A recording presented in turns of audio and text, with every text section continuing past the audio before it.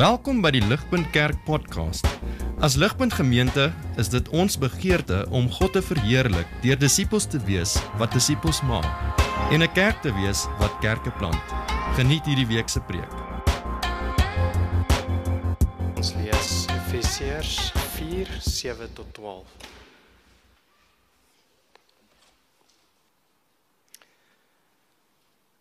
But grace was given to each one of us according to the measure of Christ's gift. Therefore it says, when he ascended on high, he led a host of captives, and he gave gifts to men. In saying he ascended, what does it mean but that he had also descended into the lower regions, the earth? He who descended is the one who also ascended far above all the heavens, that he might fill all things. And he gave the apostles, the prophets, the evangelists, the shepherds, and teachers, to equip the saints for the work of ministry, for building up the body of Christ. Dit is die woord van God. Hallo. Sorry. Hallo julle. Hallo, het is lekker om hier so voor te staan en God se woord met julle te kan deel.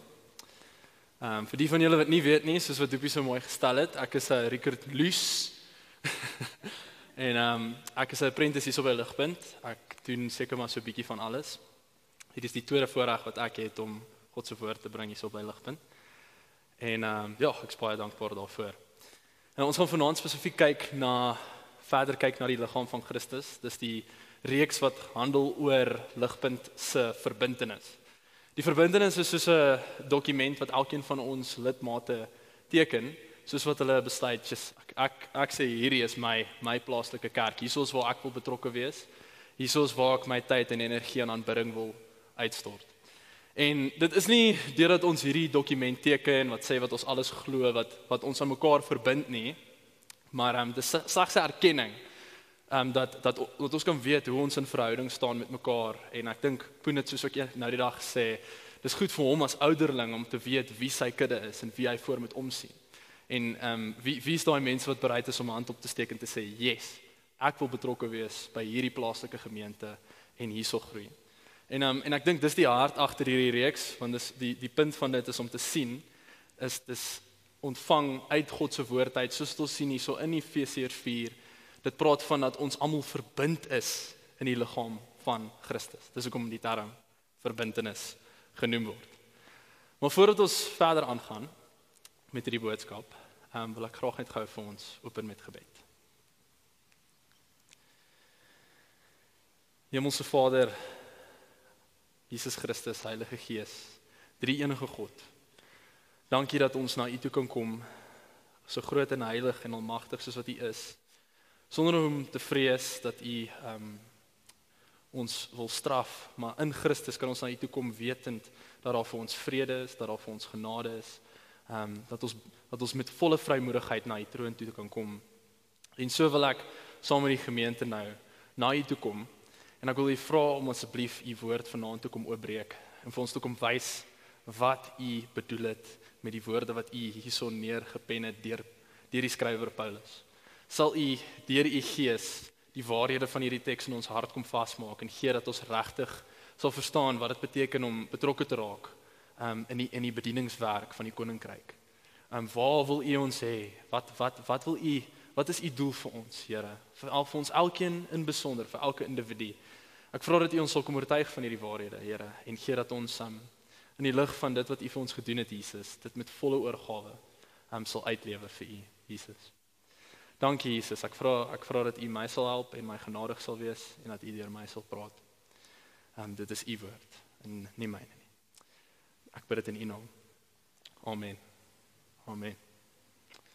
Nou as jy 'n Suid-Afrikaner is, hoort jy te weet van een van die mees historiese rugby games in die wêreldgeskiedenis van rugby.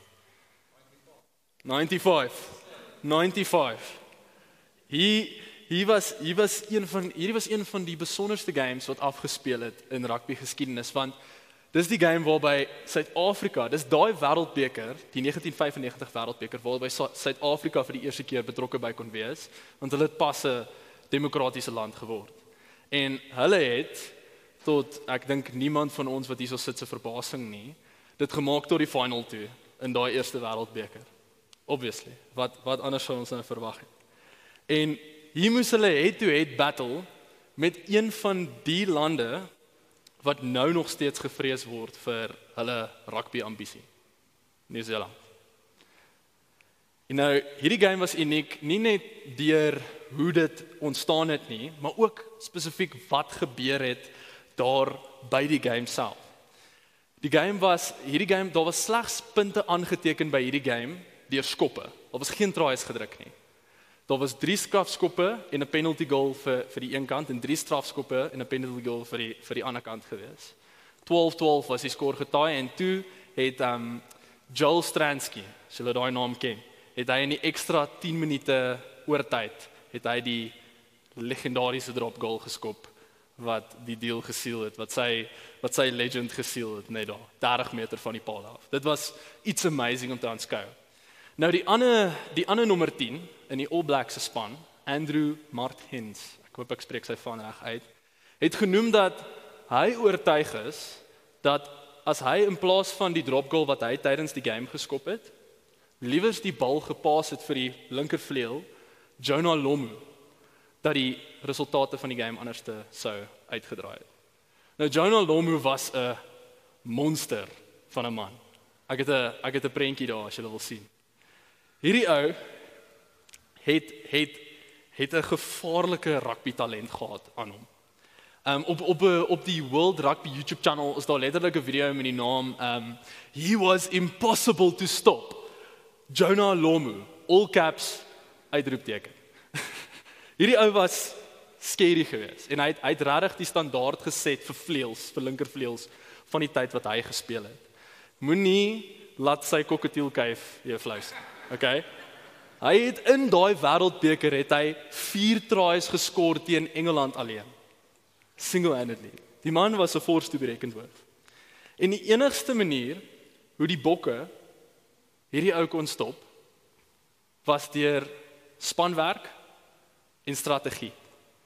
Hulle het geweet, hulle het gesien al hoe hierdie ou speel en hulle het vooraf as 'n span beplan wie gaan watter rol doen spesifiek om hierdie threat, hierdie gevaar uit te hou. Jonah Lomu. En nou vriende, die ding wat ek ons vanaand by wil bring met hierdie illustrasie is dat weens ons sondigheid is ons baie soos meneer Lomu. Ons dink dat ons alleen die game kan wen, dat ons rou talent en krag, dat ons sal deurdra, vergetend dat daar 'n klomp ander spelers is op die veld en 'n coach wat daar is vir wie ons moet luister as ons enigstens ergens wil kom. Of ons dink dat ons geensins het wat dit vat om die game te kan speel nie. Daar is net sekere mense uitgesonder vir hierdie game. Ek bedoel, Joel Stransky het 'n legendariese drop goal geskop, maar ek dink nie dis eens die moeite werd vir my om te probeer om dit te doen nie. Nee. Net soos in hierdie rugby game, het elkeen van ons nodig om te verstaan dat God in Christus deur sy Gees 'n unieke plek vir ons elkeen bestem het in die span wat sy kerk is.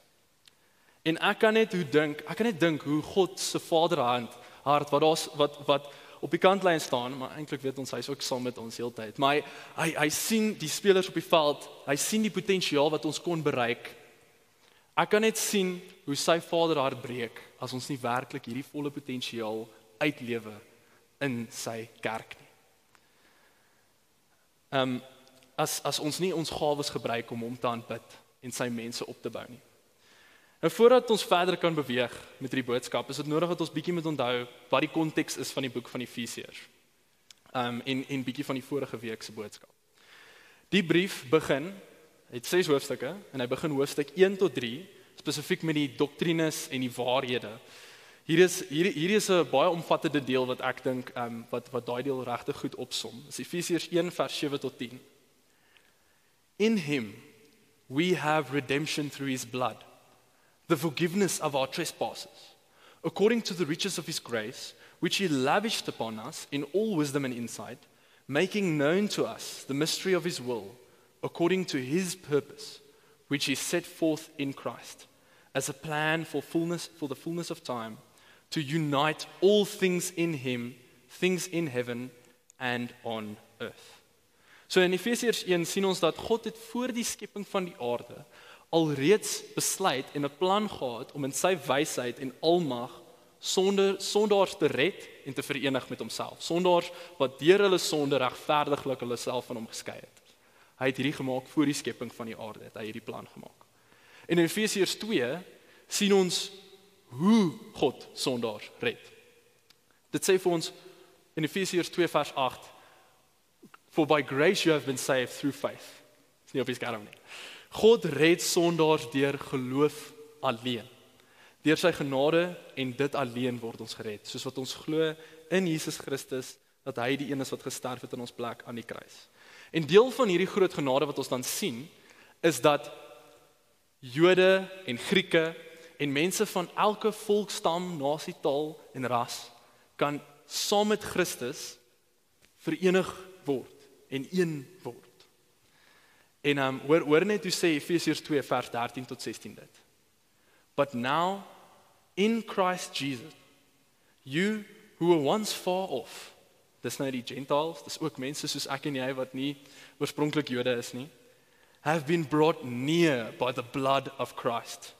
For he himself is our peace, who has made us both one and has broken down in his flesh the dividing wall of hostility, by abolishing the law of the commandments expressed in ordinances, that he might create in himself one new man, placed in the place of the two, so making peace, and might reconcile us both to God in one body through the cross, thereby killing the hostility.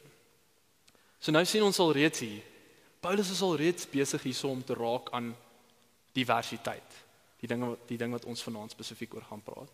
Hy is al reeds besig om te sien hierso, hoe God vooraf bestem het en besluit het, dat hy verskillende mense een gaan maak.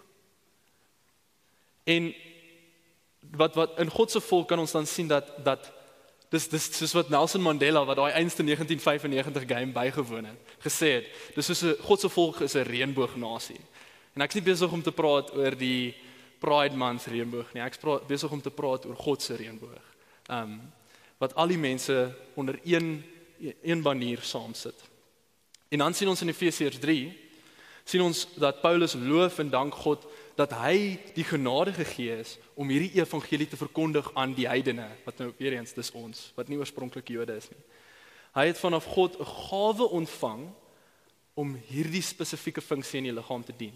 En dis wat hy was vir die Efesiërs. En dan kom ons by ons teks vanaand, Efesiërs 4. Nou dit is die begin, as hoofstuk 1 tot 3 die doktrines is en die dinge wat ons moet glo en verstaan van die evangelie, is hoofstuk 4 tot 6 die praktiese deel.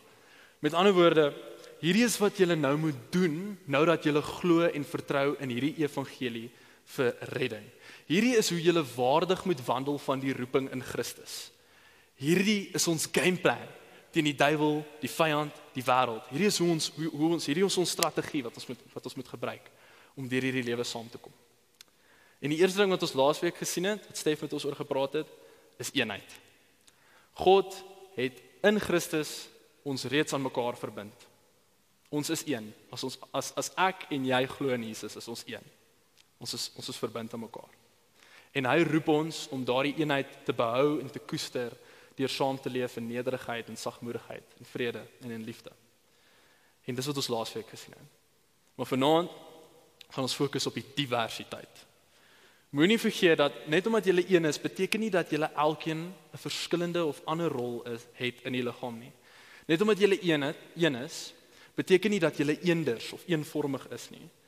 Daar is in 'n rugbyteam coaches, stitte, flanke, slotte, vleuels, ons 'n klomp verskillende rolspelers wat daar's 15 spelers wat op die veld uitdraf en daar's 8 reserves en elkeen van hulle het nodig om saam te werk sodat hierdie span die opponent kan wen. Elkeen is nodig om die liggaam op te bou. En die hoofpunt van vers 7 tot 12, wat ek wil hê ons moet vanaand sien, is Jesus gee elke gelowige 'n verskillende en unieke gawe waardeur hulle aangespoor deur sy woord die liggaam moet opbou. Dis wat ek wil hê ons moet vanaand sien. En ons gaan eers kyk na vers 7 tot 10 en dan gaan ons voortbeweeg en kyk na vers 11 tot 12. So kyk eers saam met my na die eerste vers. As jy 'n blaadjie het of 'n Bybel, kyk asseblief saam met my. Vers 7, Efesiërs 4 vers 7. But grace was given to each one of us according to the measure of Christ's gift. Jesus gee elkeen in die hele liggaam 'n ander gawe. En Jesus sê hy doen hierdie ding, hy doen dit deur sy groot genade. Hy gee vir ons genade. Die Griekse woord vir grace wat gebruik word in hierdie vers is charis. En 'n ander woord wat julle al dalk baie meer bekend mee is die woord vir genadegawes, charismata. En die idee wat gekommunikeer word hierso is dat ons genadegawes word vir ons gegee soos wat ons deel word van Jesus se kerk. In Romeine en Korintiërs sien ons Paulus praat oor hierdie gawes. En in Romeine 12 is 'n deel wat ek wil vir ons lees wat ek dink spesifiek mooi vir ons bietjie uitpak presies wat Paulus hierso bedoel. Romeine 12 vers 3 tot 8.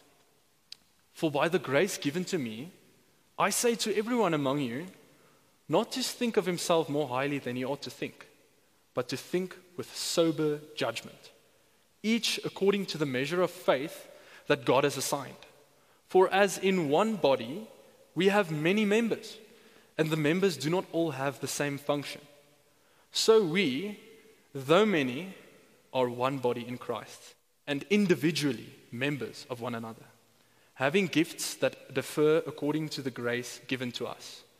Let us use them, if prophecy, in proportion to our faith, if service, in our serving, the one who teaches in his teaching, the one who exhorts in his exhortation, the one who contributes in generosity, the one who leads with zeal, the one who does acts of mercy with cheerfulness. Hierdie is insane. Soos wat Janine nou net gebid het, as ons glo en vertrou in Jesus Christus vir redding, kry jy 'n massive groot geskenk, en dis die ewige lewe. Maar bo-op daardie geskenk ontvang jy genade op genade. Jy ontvang 'n spesifieke gawe wat God vir jou bestem het. En jy het niks gedoen om hierdie gawe te verdien of om in jouself te verwek of op te bring nie. Dit kom vanuit God af. Hy is die bron. En nou, bietjie van 'n side tangent. Wat dink julle van die charismatiese beweging? Ek dink elkeen van ons wat dalk hier so sit, het ons preconceived ideas en ons redes hoekom ons nie hou van die charismatiese beweging nie. Vir die van julle wat nie weet nie, die charismatiese beweging is spesifieke kerke wat in besonder uit daarop is om te sê dat ons moet doeltreffend, die hoofgroot ding van wat ons doen hier so by die kerk is ons moet profesie en talespraak en die geestelike gawes najaag, want anders is God nie besig om te werk in ons midde nie. Nou ek sê vanaand hierso om te praat oor die abuse, die misuse of die disuse van die gifts of the spirit. Dis nie waaroor ek hier is om te praat nie. Maar wat ek hierso sien in Efesiërs 4 vers 7 dat die kerk van nature charismaties is in hierdie sin van die woord. Elkeen van ons het deur God se genade 'n gawe ontvang. Dit beteken ons is charismaties. So vir mense wat sommige van ons hier sit, dalk nie dit sou wil sê nie. Nou, dit wat interessant is, want dan sien ons dat 'n Bybelse kerk is 'n groep gelowiges geseënd met God gegewe diverse genadegawes wat hulle geroep word om te gebruik om die liggaam te dien. Is dit nie awesome nie? Is dit nie awesome dat jy al in Christus, jy het nie net saligheid en redding nie, maar God gee vir jou iets spesifiek wat hy net vir jou uitgesonder het. En dis nie net spesiale mense of sommige mense wat hierdie gawe ontvang nie, of so gawe ontvang nie. Elke liewe een van ons het so gawe. Dis wat hierdie vers sê vir ons. Lees gou weer saam met my vanaf vers 4 af. Efesiërs 4 vers 4. There is one body and one spirit. This, just as you were called to one hope that belongs to your call, one Lord, one faith, one baptism, one God and Father of all, who is over all, and through all, and in all. But grace was given to each one of us, according to the measure of Christ's gift. Sien julle die skuif? Sien julle hoe beweeg Paulus hierso? Hy kyk na die geheel, hy sien die hele kerk, en dan zone hy in spesifiek op elke spesifieke persoon. En ek dink hierdie is baie belangrik vir ons om te verstaan, dat ons moet sien, ons is een, maar ons is nie eenders nie, ons is een, maar ons is nie eenvormig nie, want dit is so bemoedigend. Net die bekende illustrasie wat Paulus konstant gebruik in baie van sy briewe, 'n liggaam. 'n Liggaam het verskeie liggaamsdele. Daar is 'n hand, 'n voet, 'n oog, 'n oor, en maak nie saak hoe jy daar voel nie. Die mond, die predikante, sê maar dis die predikante, is net so nodig soos die ore, die gemeentelede wat sit en luister. Want as daar nie mense was wat sit en luister nie, vir wie sou ek, of wel nie dat ek enigstens soos die ouderlinge is nie, maar Poen of Elof, wie sou hulle voorgestaan en preek het? Sien julle hoe, hier's 'n rol, die gehoor speel 'n rol, en die predikant speel 'n rol, en hulle is albei nodig van mekaar. Nie die een is belangrik as eintlik as die ander een nie. Of ek dink aan die pinkie toon. Kom ons dink aan Maronay, wat nou daar agter sit, of Janine, wat besig is met die slides, of Bernice, wat die koffie gemaak het saam met Nicola. Jy kan ook dink, ag, maar Richard, ek kan, as ek my pinkie toon verloor, is okay, ek sal oor die weg kom, ek sal seker net bietjie my balans verloor, maar dit maak nie saak nie. Volgens God, dit is nie hoe God redeneer nie. Hy sê, elke liewe liggaamsdeel, maak nie saak hoe klein nie, is verskriklik belangrik, om die doel uit te dien van die liggaam. Maak nie saak hoe klein nie. Jy kan nie lost raak in die crowd, as dit kom by die kerk van Christus nie. En hierdie is 'n baie kosbare waarheid vir my en jou, vir jou, vir ons wat dalk al gevoel het, die kere wat God het my misgekyk, hy het nie regtig 'n spesifieke of 'n spesiale doel vir my nie. Ek is maar nou net nog 'n Christen, nog iemand wat hierso sit by die kerk. Ek is nou nie so spesiaal of so goeie of great Christen soos een van die ouderlinge wat hier voor staan en preek nie. En die ding wat ons moet sien hierso is, Jesus is die een wat sy kerk bou, maar hy kies om op 'n baie spesifieke en besonderse manier elkeen van ons te gebruik om dit te doen. Sien God se hart wat spesifiek aan jou gedink het, soos hy jou bestem het, nie net om gered te word nie, maar om 'n rol te hê tussen sy mense in sy kerk. En die volgende ding wat ons sien, nog steeds in hierdie selfde vers, is Jesus bepaal presies wat jou gawe is en hoeveel jou gawe is. Kyk weer saam met my. Verder sê dit, the gift of grace was given according to the measure of Christ's gift. Nou, Jesus is die een wat die Gees ontvang het without measure. En met hierdie Gees wat hy ontvang het without measure, is hierdie manier wat Paulus hierso sê, hy gebruik 'n fancy woorde om net basically te sê, Jesus is die een wat besluit wat elke liewe een se rol en gawe is in sy liggaam. Net soos in Korintiërs wat dit ook sê dat die Heilige Gees distribute sy gawes deur die liggaam soos wat hy wil, nie soos wat ons wil nie. Dis absoluut deur sy genade gegee. So hy is die een wat besluit of jy 'n oog of 'n hand of 'n mond of 'n pinkie toon is. Paulus brei verder hierdie illustrasie uit in Korintiërs en hy sê, hoe kan die hele liggaam 'n oog wees? Of hoe kan die hele liggaam 'n mond wees? Kan nie werk nie. Dis nie hoe 'n liggaam funksioneer nie. Nee. Wat sal dit help as daar net 'n klomp Johan van Aswegens was wat hierso rondgehardloop het? Nee. Ons kort Jankus, Bernice, Frans, Stefans. Ons kort Ilse Maries, ons kort Mias. Ons kort allerhande verskillende mense om dit wat ons hierso wil doen en deur die week doen om mekaar op te bou, te laat werk. Dis hoe God dit gemaak het. Want die realiteit is, elke liewe een van ons bring iets anders na die tafel toe. Elke liewe een. Poen het vir my 'n storie vertel. Ek moes nou eintlik nie sy naam noem nie, maar dit is 'n baie goeie storie. Wat hy gesê het dat hy en een van sy vriende, hy het 'n dreinprobleem gehad by sy huis. En hy sukkel toe al vir 2 ure op hierdie Saterdagmiddag om hierdie dreinprobleem uit te sorteer. En hy besluit toe om vir Rudolf te bel, een van die ouens van die gemeente.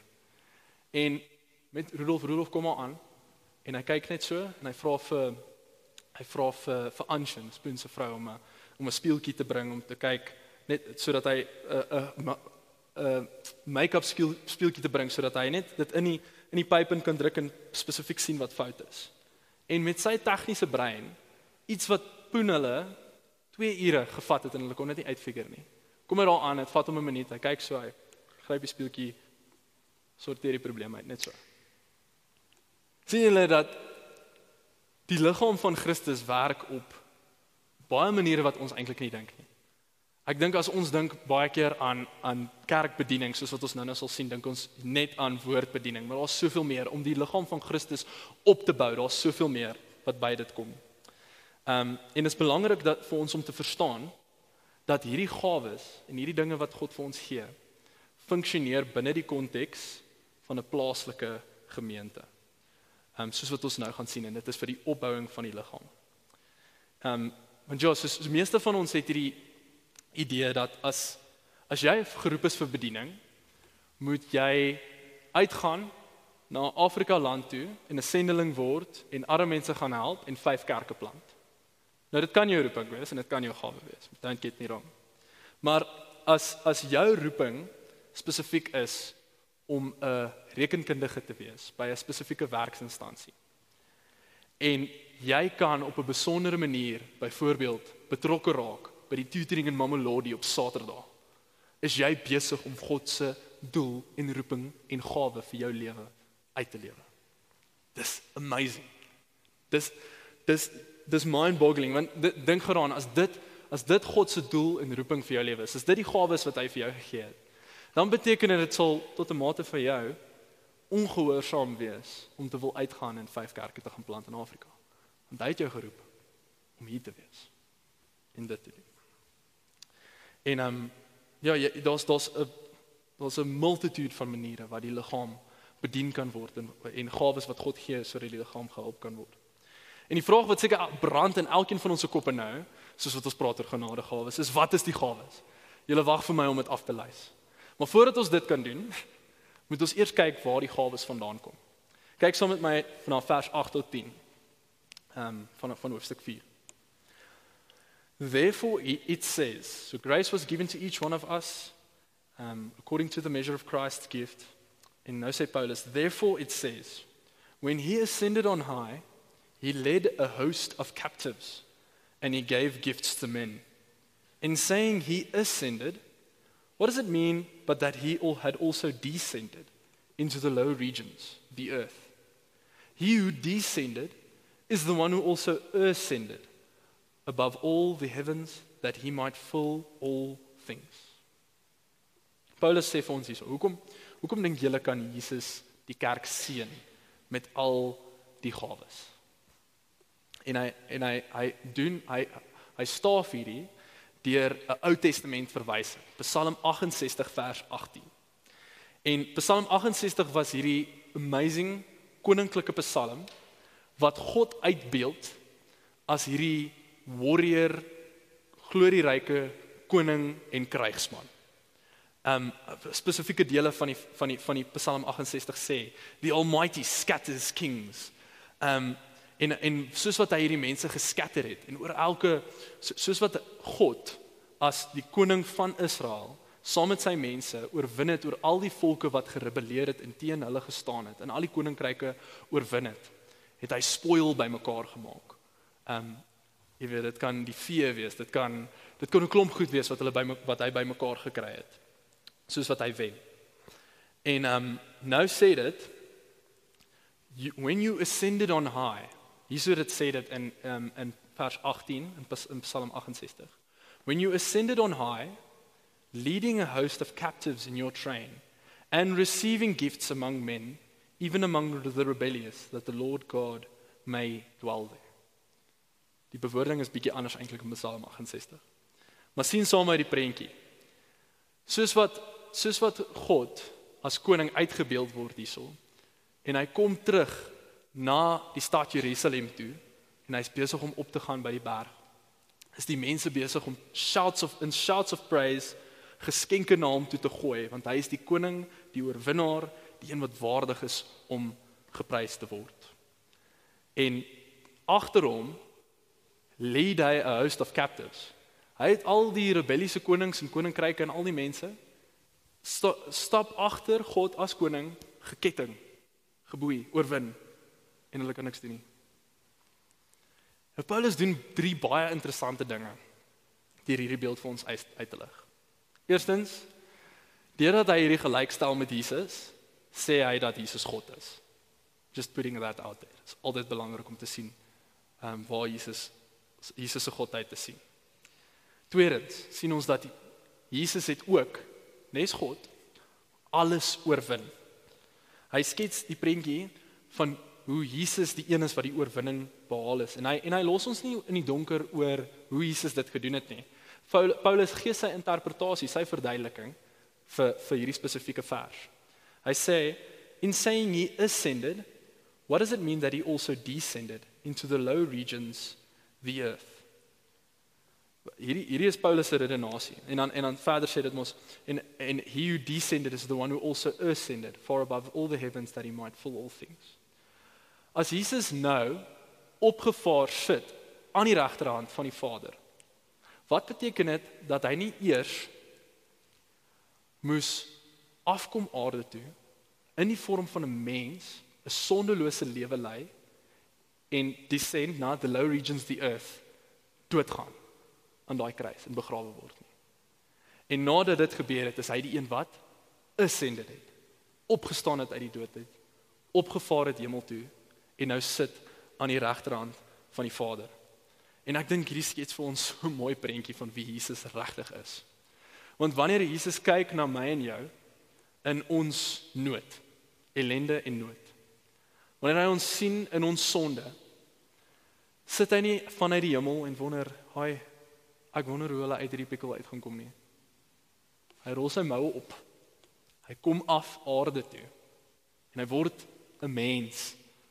Kan julle by julleself dink, God was 'n baba gewees, 'n mens. En nie dit nie. Toe leef hy die lewe wat hy die perfekte lewe geleef, maar hy het gesterf asof hy my en jou lewe geleef het. Hierdie is mooi waarhede wat Paulus vir ons vasgevang het in hierdie teks. En deurdat hy daai lewe vir ons geleef het en dood gegaan het in ons plek, kon hy as die seun van God opstaan uit die dood uit en ascend tot die regterhand van die Vader. En die teks hierso spesifiek, wanneer dit sê he led a host of captives. In ander vertalings sê dit letterlik he took captivity captive. Of in Afrikaans sê dit hy het die gevangenes gevange geneem.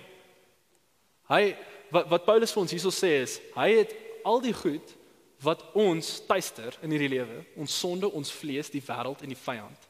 Hy het al daai gevangenisse gevange geneem. Jesus was die glorieryke koning wat soos wat hy oorwin het, nou opstap by daai berg, soos hy ascend, en wie's geboei en geketting agter hom? Sonde. Dit wat ons mee sukkel. Hierdie is so bemoedigend vir ons. En ek praat nou al vanaand heeltyd van hierdie gawes wat Christus vir ons gee. Vir geloof wat hy spesifiek vir gelowiges gee, maar ek wil eers graag stil staan en vra vir jou en vir my, elkeen besonder. Glo jy regtig in hierdie glorieryke koning wat oorwin het? Glo jy dat Jesus Christus regtig die een is wat in jou plek gesterf het, jou sonde op homself geneem het, en deurdat hy vir jou gesterf het, in jou plek oorwin het, en dat jy nou meer as 'n oorwinnaar kan wees as Christus, in Christus? Of sit jy nog vasgevang in 'n lewe van sonde? Kom jy week na week na week hier na die kerk toe, maar jy weet stilletjies is jy eintlik besig om nie te oorwin in Christus nie. En jy sukkel dalk met 'n verslawende gewoonte of 'n neiging, iets wat jy mee sukkel. En jy glo as gevolg van dit dat jy eintlik nie gered is nie. Hierdie teks is hierdie prentjie wat Paulus vir ons hierso skets is 'n roeping vir my en jou om wakker te word, om te sien wie Jesus regtig is. Jy hoef niks, jy kan niks doen nie. Jy kon niks doen nie. Dis hoekom Jesus gekom het. Hy het klaar die vyand oorwin. Die Bybel sê vir ons moet net glo met ons harte en met ons monde bely dat Jesus Christus Here is en dat hy uit die dood uit opgestaan het.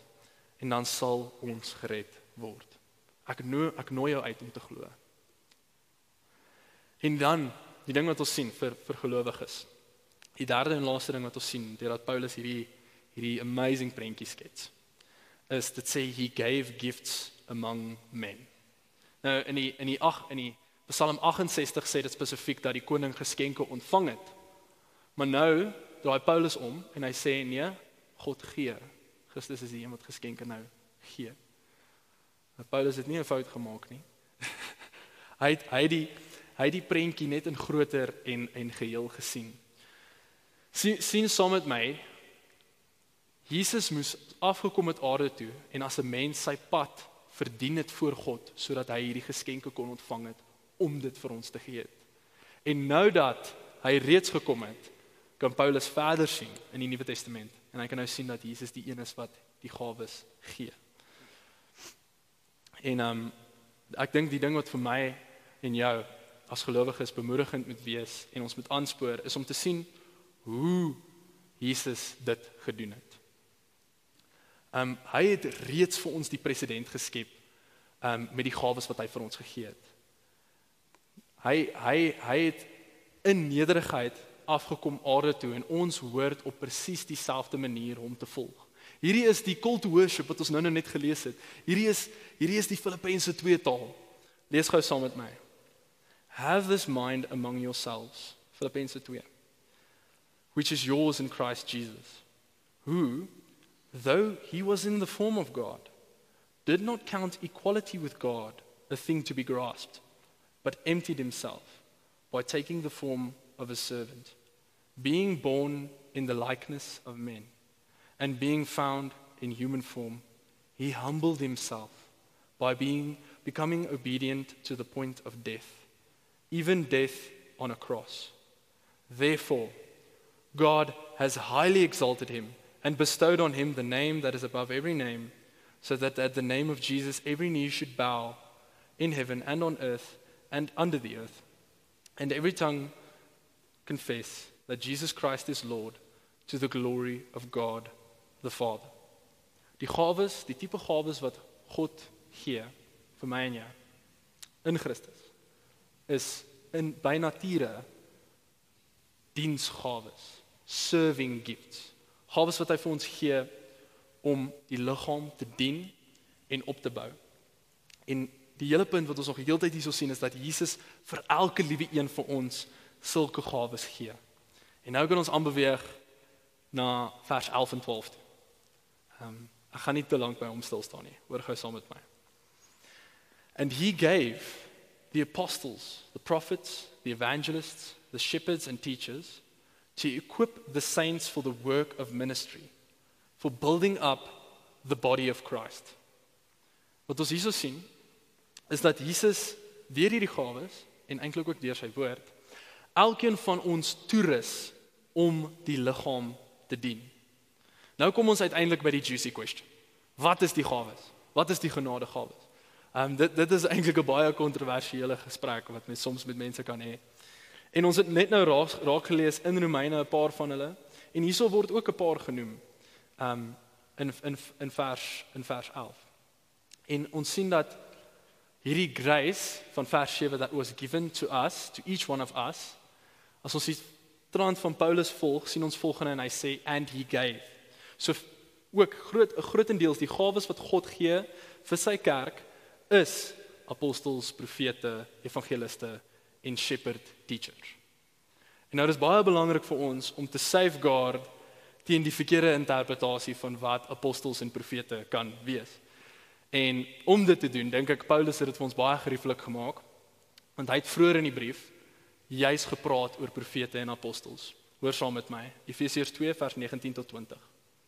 So then, you are no longer strangers and aliens, but you are fellow citizens with the saints and members of the household of God, built on the foundation of the apostles and prophets, Christ Jesus being himself the cornerstone.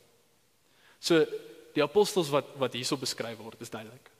Dit is die 12 wat Jesus gesien het, en ook Paulus, die 13 wat Jesus gesien het in die visioen. Dis mense wie die opgestane Jesus gesien het, wat hy spesiaal uitgesonder het, om die Nuwe Testament vir ons te skryf en bymekaar te stel. En die profete is soortgelyk. Die profete is die mense wat God besonder uitgekies het in die Ou Testament, sy spokespersons, om die Ou Testament vir ons neer te pen, en hulle het geprofeteer.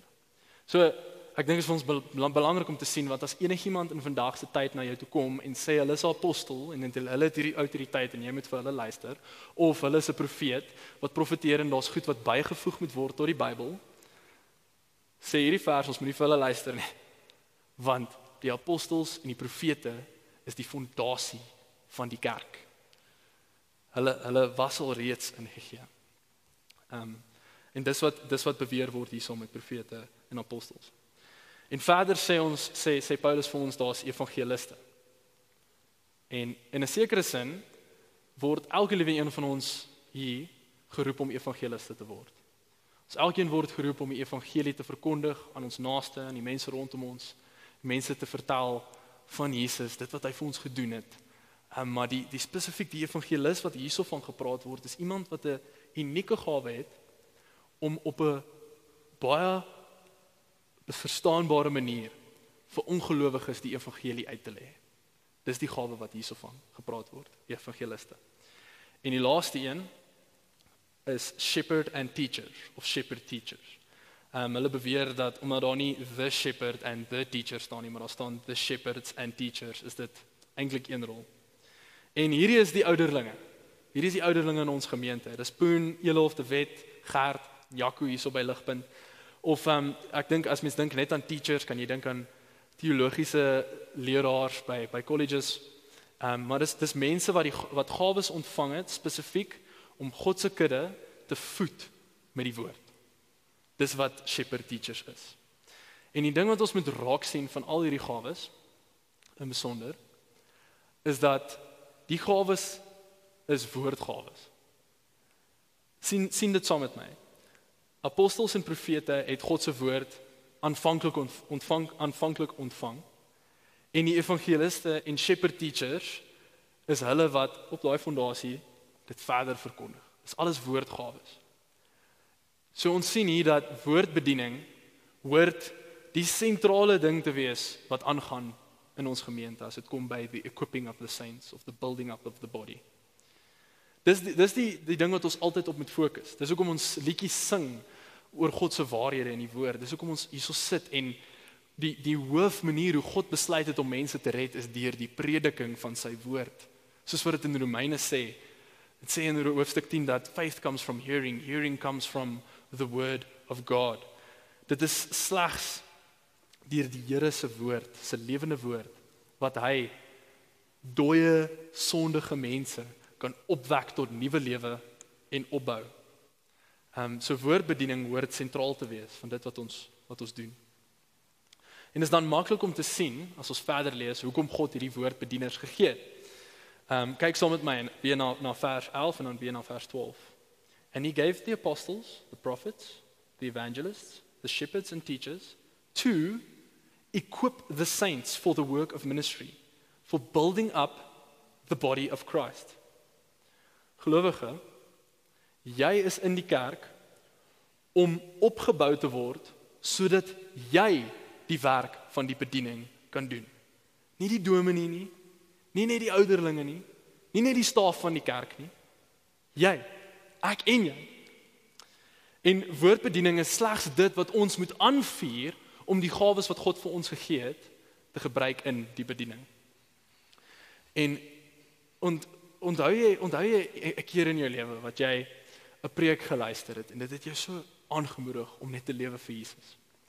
Of onthou jy daai keer wat jy, ek weet nie, 'n slegte tyd gehad het op kampus, jy het 'n moeilike dag gehad, maar die een ding wat jou deurgedra het deur daai hele dag, wat jou laat kon vashou en sommige kere mense nie gevloek het soos wat jy kwaad geword het nie, was daai vers wat jy die oggend gelees het of daai preek wat jy in die oggend geluister het.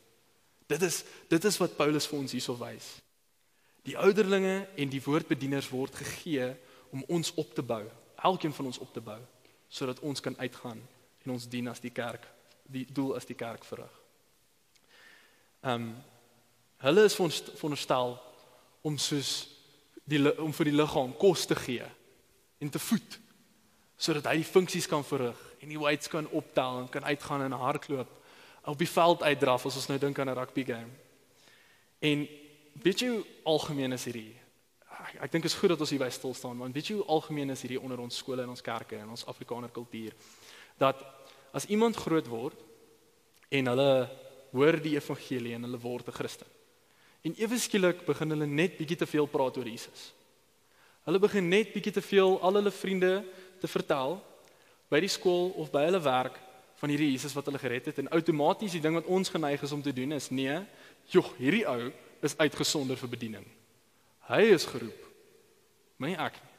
Maar hierdie ou, Jesus, die Here het 'n plan met sy lewe.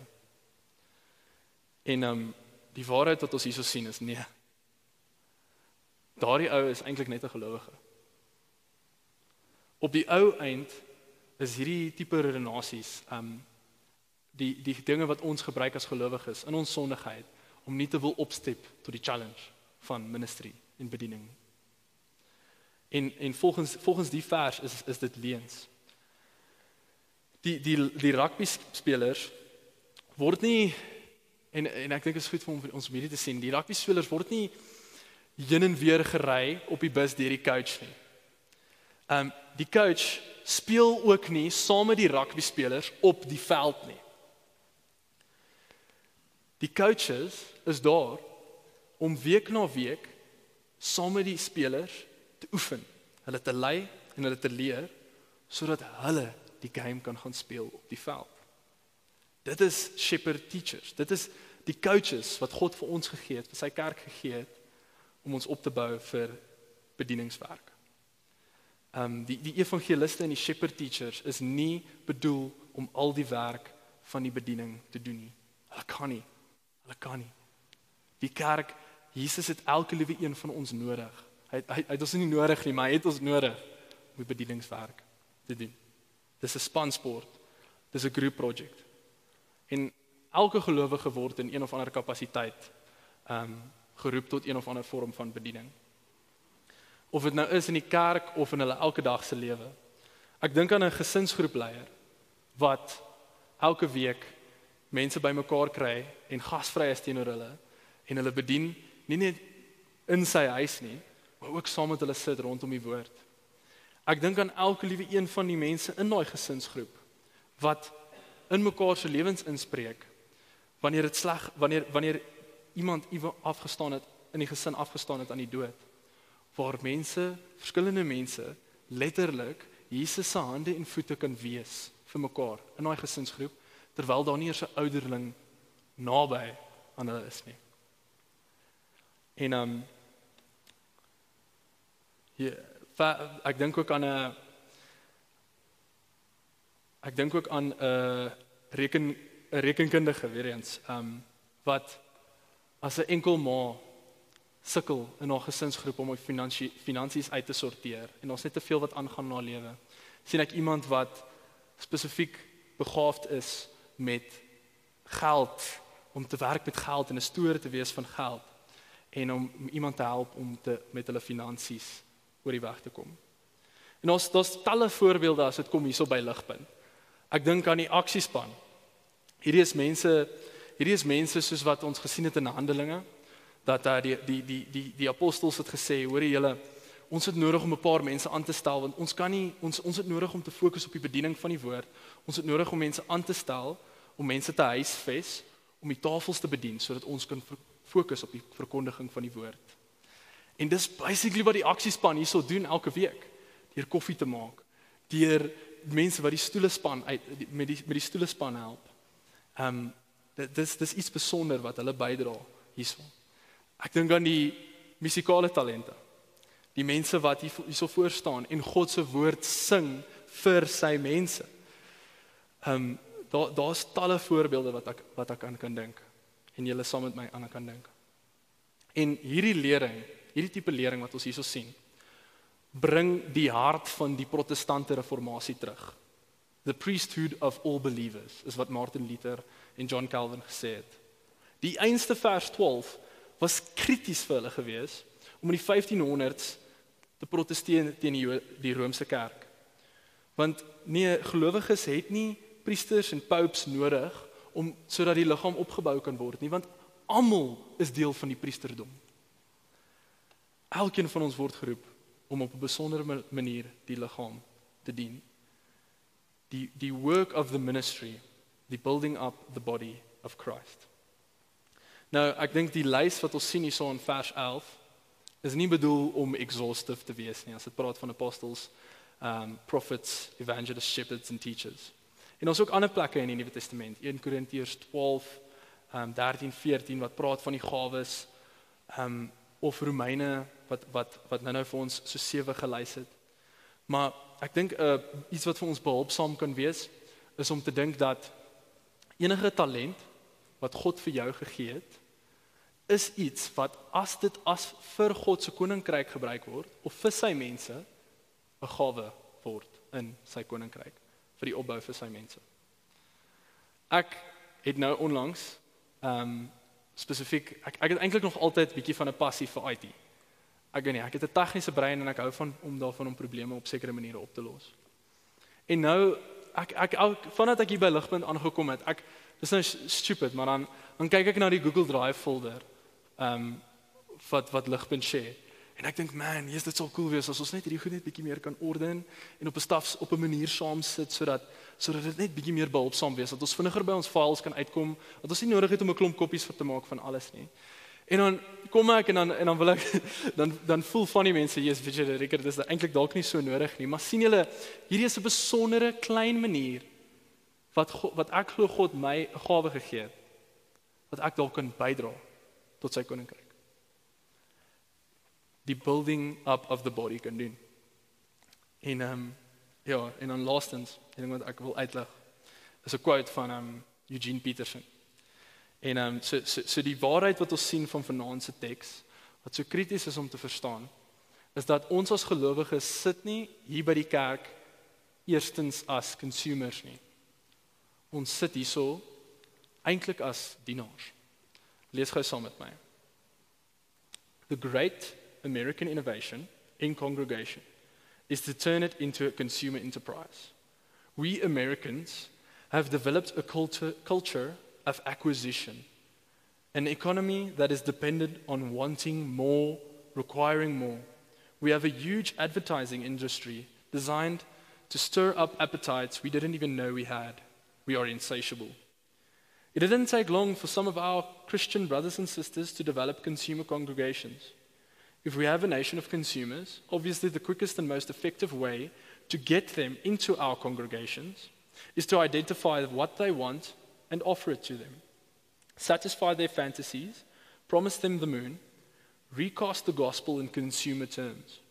Entertainment, satisfaction, excitement, adventure, problem solving, whatever. This is the language we Americans grow up on, the language we understand. We are the world's champion consumers.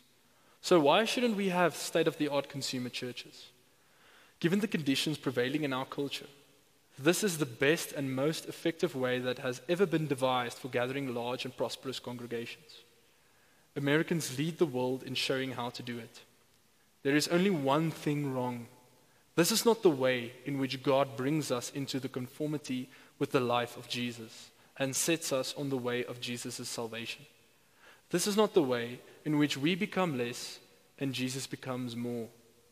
This is not the way in which our sacrificed lives become available to others in justice and service. The cultivation of consumer spirituality is the antithesis of a sacrificial, deny yourself congregation.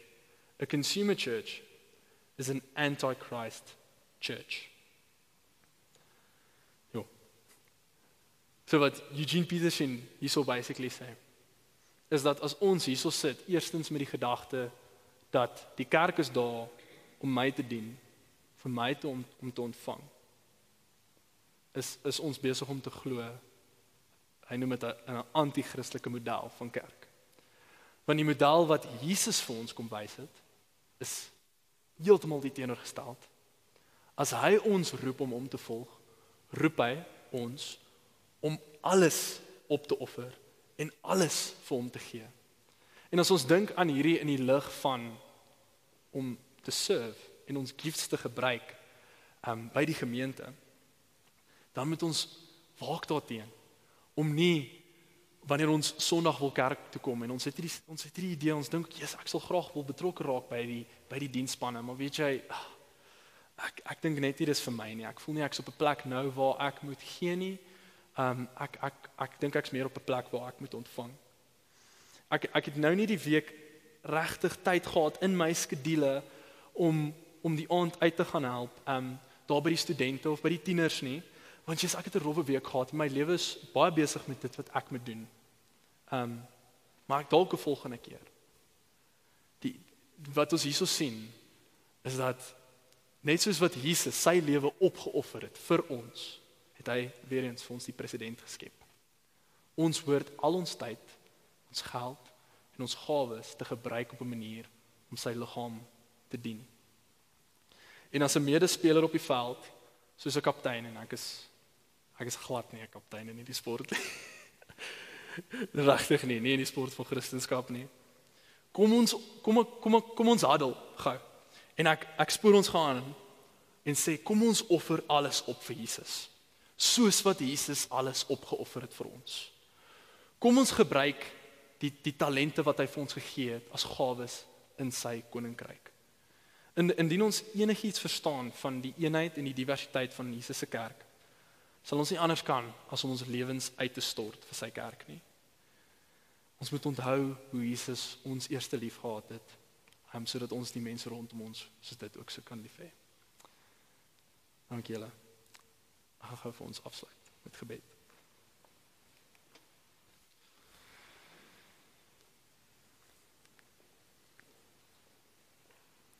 Hemelse Vader, Jesus Christus, dankie dat U vir ons hierdie groot genade gee.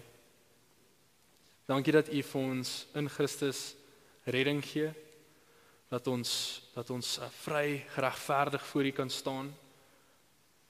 Maar boop dit, Vader, ek dank U dat U vir ons gawes gee. Ek dank U vir die passies wat U gee in ons midde.